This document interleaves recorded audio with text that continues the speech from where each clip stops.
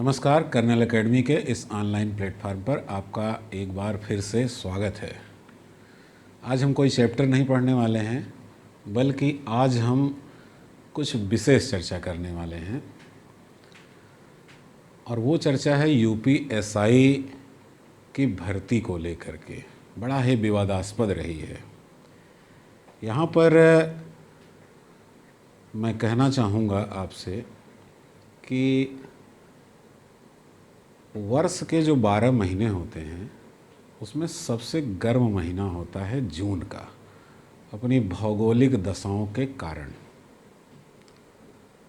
लेकिन यूपीएसआई के अभ्यर्थियों में पिछले 4 वर्षों से एक और गर्माहट इस जून महीने में आती रही है, उसका भी हम आपसे जिक्र करने वाले हैं। यानी कि जून 2016 में पहली बार इस भर्ती का नोटिफिकेशन जारी हुआ और तब से ये गर्माहट बनी रही और आज 2020 के जून महीने में भी ये उतनी ही गर्माहट कायम रखे हुए है। हम इस पूरे घटनाक्रम को, यानी ये जो विवाद है कि भर्ती का रिजल्ट आता है, रद्द होता है, फिर भी ट्रेनिंग होती रहती है, फिर उस पर और क्या क्या घटनाएं हुई, इसका हम क्रमिक रूप से आपसे जिक्र करने वाले हैं, विस्तृत चर्चा करने वाले हैं। और लोगों के मन में जो भ्रम आ गए हैं, लोगों में संदेह व्याप्त हो गया है कि आखिर भर्ती का हुआ क्या। कोर्ट के जरिए जो डिसीजन आते हैं या कोर्ट का जो स्टेटमेंट होता है, उसकी सही जानकारी लोगों तक नहीं पहुंच पाती है। तो हमारा प्रयत्न होगा कि हम आपको बिल्कुल सही जानकारी दें। उसको हम 3 आधारों पर बांट करके आपको हम दिखाते हैं कि कैसे हम इसका जिक्र करने वाले हैं। देखिए, लेकिन इस पर चर्चा करने से पहले एक बात और हम साफ कर दें। मैं उच्च न्यायालय में अधिवक्ता हूँ और इस भर्ती को लेकर के जो कुछ भी कोर्ट के जरिए आदेश निर्देश आते रहे हैं, उस पर हमारी बिल्कुल पैनी नज़र रही है शुरू से। हमारी एकेडमी जो है वो दरोगा भर्ती की तैयारी के लिए जानी जाती है और इसलिए हमारा इंटरेस्ट इसमें और भी ज़्यादा रहा है। मैंने देखा है कि जो परीक्षार्थी हैं वो बड़े संदेह में रहते हैं, खास करके पुलिस भर्ती की परीक्षाओं को लेकर के। उनके संदेह को आज मैं थोड़ा सा दूर करने की कोशिश करूँगा। बच्चों, एक बात मैं और कहना चाहता हूँ कि ये जो भी विवाद है उसमें एक पक्ष वो है जो ट्रेनिंग कर रहे हैं, दूसरा पक्ष वो है जो परीक्षा परिणाम वाली सूची में जिनका नाम शामिल नहीं था। यहाँ मैं किसी का पक्ष नहीं रख रहा हूँ। जो बच्चे ट्रेनिंग कर रहे हैं वो भी हमारे संस्था से, उसमें से बहुत सारे बच्चे निकले हैं जो पास होकर के ट्रेनिंग कर रहे हैं। और जो दूसरा पक्ष है जिन्होंने उस परीक्षा परिणाम के विरुद्ध रिट किया हुआ है, उसमें भी कई बच्चे हमारी संस्था के हैं। तो हम किसी के पक्ष में बात नहीं करने जा रहे हैं। हमारा उद्देश्य सिर्फ इतना है कि क्या हुआ शुरू से लेकर के अब तक इन 4 वर्षों में, जिसकी सही जानकारी लोगों को न होने के कारण वो भ्रमित रहते हैं और अफवाहें फैलती रहती हैं, उसको दूर करना ही मेरा उद्देश्य है। और इसलिए मैं बिल्कुल क्रमिक रूप से आपको इसे समझाने जा रहा हूँ। तो चलिए देखते हैं। सबसे पहले, जैसा कि मैंने कहा, जून का महीना। जून 2016 में यूपीएसआई के लिए आती है वैकेंसी और कुल वैकेंसी होती है 3300। इस 3300 वैकेंसी में 2700 पुरुषों के लिए है और 600 वैकेंसी महिलाओं के लिए थी। 2700 पुरुषों के लिए थी। इसका नोटिफिकेशन आता है जून 2016 में। परीक्षाओं में देरी होती रहती है और इसमें कुछ ज़्यादा ही देरी हुई। 17 जुलाई से 31 जुलाई 2018 के बीच इस वैकेंसी के लिए परीक्षा कराई गई 33 पालियों में। ऑनलाइन परीक्षा हुई 33 पालियों में, क्योंकि ऑनलाइन परीक्षाओं के लिए उतना स्पेस नहीं मिल पाता है कि एक साथ 6 लाख लोगों की परीक्षाएं करा दी जाएं, इसलिए 33 पेपर सेट बनाए गए और इस परीक्षा को संपन्न कराया गया। यहाँ पर एक बात मैं आपको बता देना चाहता हूँ। पहले भी एक वीडियो हमने बनाया है जिसमें हमने नॉर्मलाइजेशन के विषय में बताया है। जहाँ कहीं भी परीक्षा एक से अधिक सेटों में होती है, कुछ पेपर सरल हो सकते हैं, कुछ कठिन हो सकते हैं, या जहाँ कहीं भी किसी कॉपी को एक से अधिक परीक्षक जांचते हैं तो कुछ ज़्यादा अंक देते हैं, कुछ अंकों को देने में कंजूसी करते हैं। इसलिए ऐसी स्थिति में हमेशा अंकों का नॉर्मलाइजेशन किया जाता है, यानी अंकों को सामान्य बनाने के लिए उसका सामान्यीकरण किया जाता है ताकि मेरिट बनाई जा सके। यहाँ एक चूक हुई थी। चूक ये हुई थी कि जब इस भर्ती का नोटिफिकेशन आया तो उसमें नॉर्मलाइजेशन जैसा कोई प्रावधान नहीं था, लेकिन परीक्षा 33 पालियों में कराई गई, इसलिए ज़रूरी हो गया कि अब अंकों का नॉर्मलाइजेशन किया जाए, अन्यथा मेरिट कैसे बनेगी। भर्ती के नोटिफिकेशन में यानी नियमावली में ऐसा कोई प्रावधान किया नहीं गया था। तो भर्ती बोर्ड ने क्या किया कि एक नोटिफिकेशन अलग से जारी किया, एक नोटिस दिया अपने साइट पर कि जो रिजल्ट निकाला जाएगा वो नॉर्मलाइजेशन करने के उपरांत निकाला जाएगा, यानी नॉर्मलाइज्ड अंकों के आधार पर परीक्षा परिणाम घोषित किए जाएंगे। इसको लेकर के छात्रों के बीच में एक संदेह बन गया। संदेह ये हुआ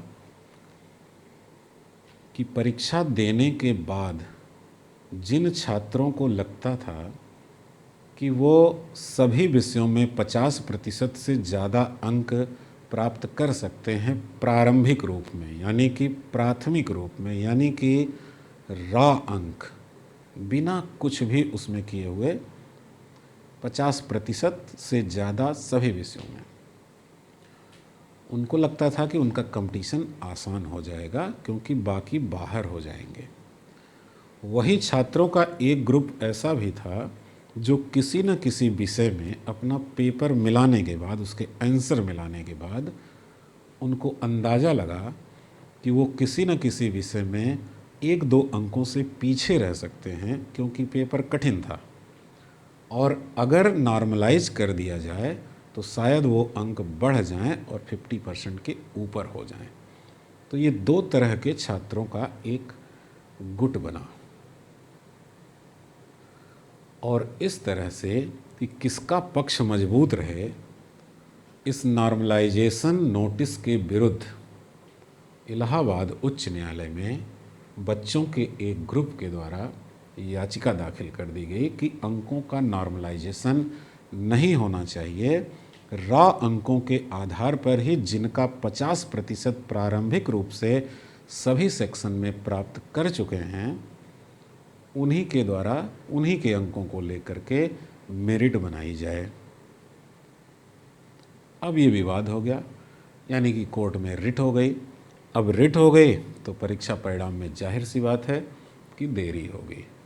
भर्ती बोर्ड भी थोड़ा जल्दी में रहा कि बाकी हम अपना कार्य करते रहें, जैसा कोर्ट का डिसीजन होगा उस तरह से हम रिजल्ट जारी कर देंगे। तो भर्ती बोर्ड देखिए क्या करता है। अब भर्ती बोर्ड ने क्या किया कि इस प्रारंभिक यानी कि लिखित परीक्षा के बाद दौड़ होती है, यानी कि फिजिकल एफिशिएंसी टेस्ट होता है, उसके लिए रनिंग कराई जाती है। तो रनिंग से पहले यानी किसको रनिंग कराया जाए, तो 2 तरह के रिजल्ट तैयार किए। एक रिजल्ट हुआ नॉर्मलाइजेशन के बाद जिनका 50% हो रहा है, उन बच्चों की एक सूची बनाई गई, और एक बिना नॉर्मलाइजेशन के, यानी कि नॉर्मलाइजेशन के बिना 50% एक इनकी सूची बनाई गई।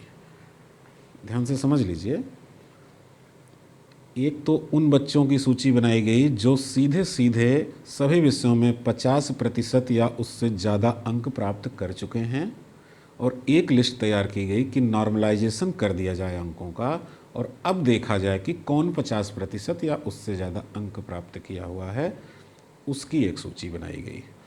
दोनों में मेरिट तय कर दी गई सीट संख्या के अनुसार और बना करके रख लिया गया। इस रिजल्ट को कुछ दिन बाद जारी किया गया और फिजिकल एफिशिएंसी टेस्ट के लिए दोनों तरह के बच्चों को भर्ती बोर्ड ने आमंत्रित किया।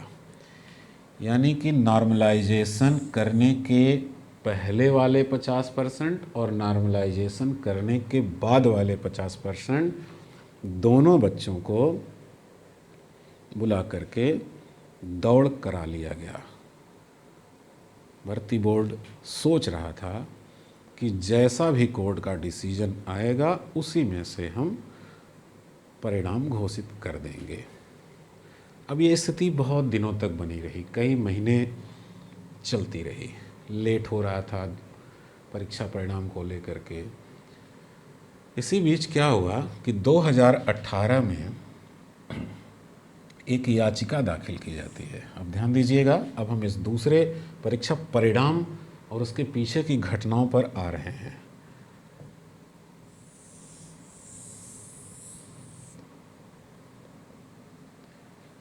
दो 2018 में रिट याचिका संख्या 16,107 16107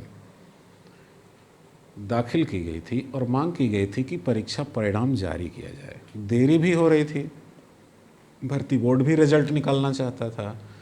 तो हुआ क्या, 28 फरवरी 2019 को भर्ती बोर्ड ने परीक्षा का परिणाम जारी कर दिया, और जो परीक्षा का परिणाम उन्होंने जारी किया वो उन बच्चों की सूची से उन्होंने मेरिट बनाया जिनका नॉर्मलाइजेशन करने के उपरांत 50% या उससे ज़्यादा था सभी सेक्शन में, यानी सभी विषयों में।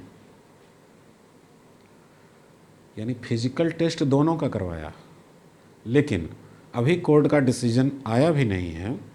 अभी एक याचिका दाखिल हुई और उससे पहले ही उन्होंने जो नॉर्मलाइज करके लिस्ट बना रखा था उसमें से उन्होंने रिजल्ट जारी कर दिया। महिलाओं का रिजल्ट अलग, पुरुषों का रिजल्ट अलग से जारी कर दिया। अब जो दूसरा पक्ष था, जो रनिंग कर चुका था, यानी फिजिकल टेस्ट दे चुका था, लेकिन उनके अंकों का नॉर्मलाइजेशन नहीं हुआ था, बल्कि वो रॉ अंकों में ही 50% प्राप्त कर चुके थे, उनको आपत्ति हुई। तो उन्होंने मुकदमा दाखिल कर दिया हाई कोर्ट में। अब हाई कोर्ट ने क्या किया, 25 अप्रैल 2019 को लखनऊ खंडपीठ ने इस रिजल्ट पर स्टे लगा दिया कि इस पर हम रोक लगाते हैं जब तक सुनवाई ना हो जाए, और आप बच्चों को ट्रेनिंग पर नहीं भेजेंगे। लेकिन कुछ ही समय बाद, यानी एक महीने में ही 28 मई को ट्रेनिंग की छूट दे दी गई। कोर्ट के द्वारा ही कहा गया कि आप ट्रेनिंग करा सकते हैं, लेकिन अंतिम रूप से आप उन्हें ज्वाइन नहीं कराएंगे जब तक कोर्ट का डिसीजन नहीं आ जाता है। तो जो दरोगा भर्ती के सफल छात्र थे उनको इसके कुछ दिनों पश्चात सरकार ने ट्रेनिंग पर भेज दिया। अब देखिए, अब एक पक्ष ट्रेनिंग पर जाएगा तो दूसरे पक्ष को दिक्कतें तो होंगी ही। वो भी चाहता है कि मुझे भी ट्रेनिंग पर भेजा जाए, मेरा भी सिलेक्शन किया जाए। केस चल ही रहा है, लेकिन सरकार चाहती थी कि जल्द से जल्द ट्रेनिंग कराई जाए। तो वो बच्चे सुप्रीम कोर्ट का रुख कर लिए।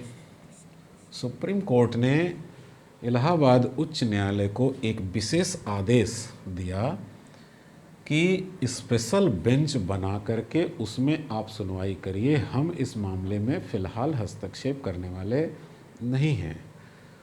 तो इलाहाबाद की मुख्य जो ब्रांच जो इलाहाबाद उच्च न्यायालय है वहाँ भी एक स्पेशल बेंच बनाई गई, और क्योंकि कई रिटेल लखनऊ खंडपीठ में भी दाखिल की गई थी तो लखनऊ खंडपीठ में भी इस तरह की बेंच बनाई गई। इसके बाद सुनवाई होती जा रही थी, डे बाय डे के आधार पर सुनवाई होती गई। 11 दिनों तक सुनवाई होने के उपरांत 11 सितंबर 2019 को इलाहाबाद उच्च न्यायालय ने दरोगा भर्ती के परिणाम को रद्द घोषित कर दिया और कहा कि नए सिरे से रिजल्ट बनाया जाए और नए बच्चों का सिलेक्शन किया जाए। आधार क्या था? आधार यही था, जो 11 दिनों तक बहस चली उसमें यही कहा जा रहा था कि नोटिफिकेशन में यानी नियमावली में कोई भी नॉर्मलाइजेशन जैसा प्रावधान नहीं है, इसलिए नॉर्मलाइजेशन ना किया जाए। आप नॉर्मलाइजेशन नहीं कर सकते। इस आधार पर हाई कोर्ट ने डिसीजन सुनाया 11 सितंबर 2019 को और कहा कि नए सिरे से रिजल्ट निकाला जाए। लखनऊ खंडपीठ की जो स्पेशल बेंच बनाई गई थी उसने भी इस निर्णय पर मुहर लगा दिया, यानी कि इलाहाबाद और लखनऊ दोनों खंडपीठ ने इस पर मुहर लगाया। अब देखिए, अब इसका मतलब ये था कि भर्ती की प्रक्रिया जो कि पूरी कर लिया था सरकार ने और बच्चों को ट्रेनिंग पर भेज दिया था और संभवतः 2 महीने के आसपास वो ट्रेनिंग भी कर चुके थे, उनकी ट्रेनिंग को रोका जाए, उन्हें वापस बुला लिया जाए। कई तरह की चर्चाएं उस वक्त हुई कि ट्रेनिंग करने के उपरांत ऐसे कैसे बाहर किया जा सकता है, हम हथियार चलाने की ट्रेनिंग ले चुके हैं, तो उनका भी पक्ष बनता था। और इस निर्णय के विरुद्ध राज्य सरकार पहुंची सुप्रीम कोर्ट। सुप्रीम कोर्ट ने इसकी सुनवाई प्रारंभ की और यही मुख्य मुद्दा है जो वहाँ पर पड़ा हुआ है कि इसमें करना क्या है, यानी कि किस आधार पर डिसीजन आएगा। लेकिन वहाँ से क्या मिला उनको कि ट्रेनिंग चलती रही, ट्रेनिंग को रोका नहीं गया, लेकिन जो निर्णय है वो न्यायालय के अधीन रहेगा। और ये ट्रेनिंग चल ही रही थी, ट्रेनिंग जारी रही। अब बात आती है 11 जून, फिर से ये जून का महीना आपके सामने आया एक और गर्माहट लेकर के। 11 जून 2020 को एक नई बात आई जो आज विवाद का कारण बनी हुई है और लोगों में भ्रम पैदा कर दी है। 11 जून को जो हुआ वो मैं आपको बताने जा रहा हूँ। इसमें सरकार ने, उत्तर प्रदेश सरकार ने सुप्रीम कोर्ट के समक्ष जहाँ पर ये केस चल रहा है एक याचिका दाखिल की। याचिका यानी याचना इस बात के लिए थी कि उत्तर प्रदेश में 9000 सब इंस्पेक्टर के पद खाली हैं और करीब करीब 2000 से ज़्यादा यानी 2400 के आसपास बच्चे ट्रेनिंग कर रहे हैं। अगर उनको, जिनकी ट्रेनिंग पूरी होने जा रही है, अगर उनको आप ट्रेनिंग कराने के लिए हमें मौका दे दें तो हम इस 9000 की कमी को पूरा कर सकते हैं। यानी कि जो उत्तर प्रदेश में पुलिस प्रशासन और कानून व्यवस्था की समस्याएं उत्पन्न हुई हैं उनको हम कुछ हद तक संभाल सकते हैं। इसके लिए ये याचिका सरकार के द्वारा दाखिल की गई थी, लेकिन इसी याचिका पर उच्चतम न्यायालय ने कहा कि हम इस पर कोई अलग से सुनवाई नहीं करने वाले हैं। जो मुख्य मुद्दा यानी मुख्य केस, जो पहला मामला नॉर्मलाइजेशन और रिजल्ट को लेकर के चल रहा है, 14 जुलाई को उसकी तारीख है और हम उसी के आधार पर आगे का डिसीजन देने वाले हैं। अलग से हम इस आपकी याचिका को स्वीकार नहीं कर सकते। यानी कि सरकार ने ये कहा था कि पासिंग आउट परेड यानी कि पीओपी करने का हमें अधिकार दीजिए ताकि हम बच्चों को नियुक्ति करा सकें। लेकिन कोर्ट का कहना था कि जब पहले से आपका रिजल्ट विवादित है और कोर्ट में विचाराधीन है तो हम इस नियुक्ति के लिए कैसे कह सकते हैं, और अलग से आप हमसे इस तरह से मांग नहीं कीजिए। जो तारीख पड़ी हुई है उस पर हम इस पर सुनवाई कर लेंगे। और इसलिए फ़िलहाल उन्होंने सरकार की उस याचिका को जिसमें पीओपी करा करके ज्वाइन करने की मांग की गई थी उसको ठुकरा दिया। अब मीडिया में बात आई, लोगों तक पहुंची तो अपनी अपनी तरह से लोग इसकी व्याख्या करने लगे। कोई कह रहा है कि दरोगा भर्ती 2016 रद्द हो गई है, कोई कह रहा है कि अब नए सिरे से रिजल्ट आएगा, कोई कह रहा है कि अब नए सिरे से परीक्षा ही होगी। ऐसा कुछ नहीं है, जैसा था वैसा ही है। बस बीच में सरकार ने एक मांग किया उच्चतम न्यायालय से कि हमें उन बच्चों को ज्वाइन कराने का अवसर दे दीजिए। उच्चतम न्यायालय ने उसे अस्वीकार कर दिया कि जो मामला चल रहा है जब उसका डिसीजन आ जाएगा तो फिर उसी में ये सारी बातें क्लियर हो जाएंगी। और उसी की अगली सुनवाई 14 जुलाई को है। तो मामला बस इतना ही है, कोई भर्ती रद्द नहीं हुई है, कोई डिसीजन नहीं आया है। सरकार की एक अतिरिक्त मांग थी ज्वाइन कराने की, जिसको फ़िलहाल सुप्रीम कोर्ट ने कहा कि अभी नहीं, फैसला आने दीजिए। यही है। तो मेरा उद्देश्य था कि ये सही जानकारी आप तक मैं पहुंचा दूं, जिससे कि आप भ्रम में ना रहें। होता क्या है कि दोनों पक्ष के जो बच्चे हैं इससे उनको घबराहट होती है। एक अनावश्यक खुश हो जाएगा कि आ गया डिसीजन, दूसरा अनावश्यक दुखी हो जाएगा, अंतरात्मा उसकी दुखी हो जाती है। तो ऐसा कुछ भी नहीं है, आप डिसीजन का इंतज़ार कीजिए।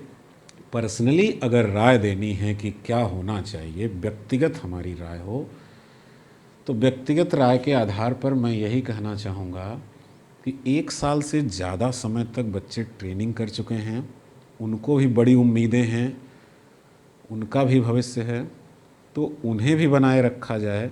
और जो बच्चे इस केस को लेकर के इतने दिन से संघर्षरत हैं उनका भी समायोजन कर लिया जाए, क्योंकि मुझे नहीं लगता कि बहुत ज़्यादा संख्या है। सरकार के पास 9000 पद खाली हैं, वो समायोजन कर सकती है। समायोजन करना भी कोई नई बात नहीं है। बहुत सारी भर्तियों में, बहुत सारे विभागों में समायोजन होते रहे हैं। अगर क्वालिफाइड है, योग्यता प्राप्त छात्र है, तो समायोजन करने में मुझे नहीं लगता कि कोई बुराई है, और सरकार को इस तरह से आगे बढ़ना चाहिए। ये हमारी व्यक्तिगत राय है।